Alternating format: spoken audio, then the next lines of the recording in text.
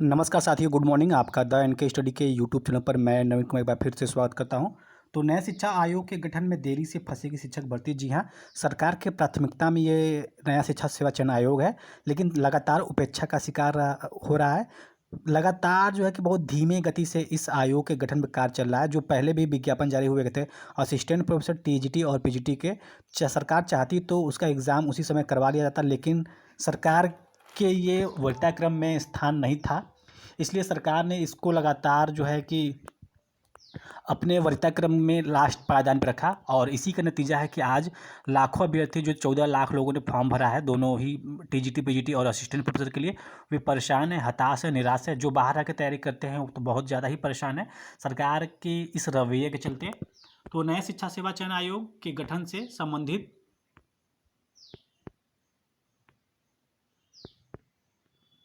नए शिक्षा सेवा चयन आयोग के गठन से संबंधित विधेयक को पारित हुए माह भर हो गए हैं, लेकिन आयोग के गठन की प्रक्रिया अब तक शुरू नहीं की गई है।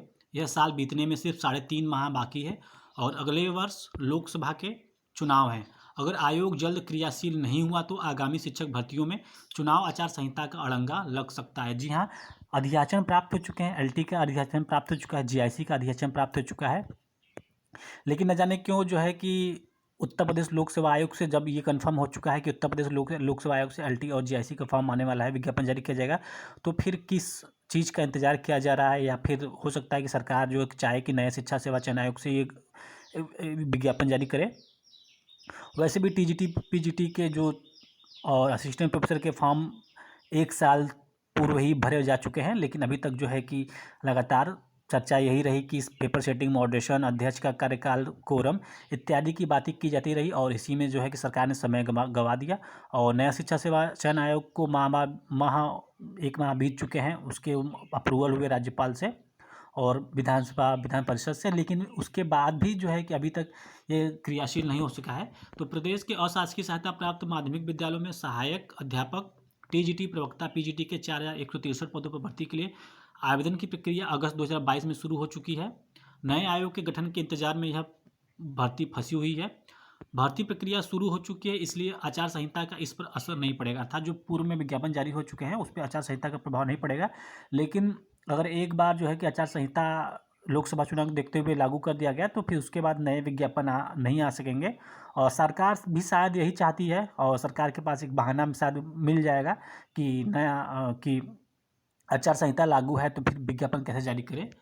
लेकिन आचार संहिता लागू होने के बाद नई भर्ती का विज्ञापन जारी नहीं किया जा सकता है।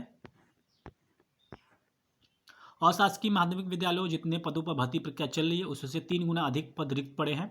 अगर पूर्व की भांति माध्यमिक शिक्षा सेवा चयन आयोग के पास ही इस भर्ती की जिम्मेदारी होती तो अब तक वर्ष 2022 की भर्ती पूरी हो गई होती और नए पदों पर भर्ती के लिए विज्ञापन भी जारी हो गया होता। तो जी हाँ, एक कितनी बड़ी बात यहाँ पे कही जा रही है कि अब तक जो है कि पूर्व जो उच्चतर शिक्षा सेवा आयोग था और माध्यमिक शिक्षा आयोग था, और उससे ही ये भर्ती किया जाता तो भर्ती भी पूरा हो जाता और नियुक्ति भी मिल जाती। शायद एक साल पूर्ण हो चुके हैं, लेकिन नहीं, सरकार के इस उदासीन रवैये के चलते जो है कि अभ्यर्थी परेशान है।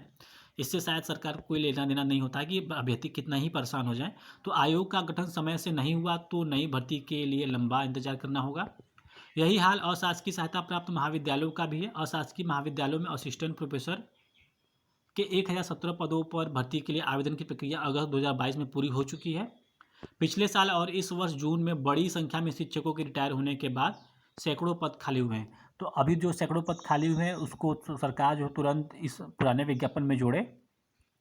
अगर सरकार जो है कि पुराने विज्ञापन अर्थात विज्ञापन संख्या 51 का एग्ज़ाम करा लेती तो ये जो नए पद रिक्त हुए हैं तो उसके हिसाब से एक और जो है कि विज्ञापन जारी किया जा सकता था, लेकिन सरकार नहीं चाहती है कि अधिक से अधिक जो है कि लोगों को रोजगार दे और शिक्षा के क्षेत्र में नई क्रांति आए।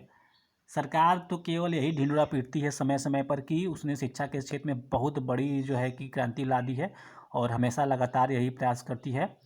वैसे भी देखा जाए तो पीआरटी के लिए जो बेसिक का एग्ज़ाम था पिछले 2018 में हुआ था, एलटी ग्रेड का 2018 में आया था, आरओ का 2021 में आया था, जीआईसी का भी 2021 में आया था। तो लगातार जो है कि भर्तियां भी उपेक्षा का शिकार ही रही हैं, और विज्ञापन जारी करने के लिए नए नए बहाने बनाए जाते हैं और विज्ञापन को रोक लिया जाता है। तो दोस्तों बहुत ही निराशा है कि नया शिक्षा सेवा आयोग के गठन में देरी से फंसेगी शिक्षक भर्ती।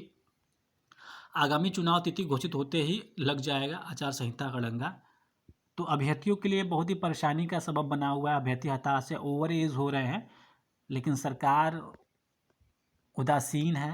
सरकार के रवैये को थोड़ा सा चेंज करना चाहिए, अभ्यर्थियों को दिल की बात को सुननी चाहिए। तो दोस्तों इसी के साथ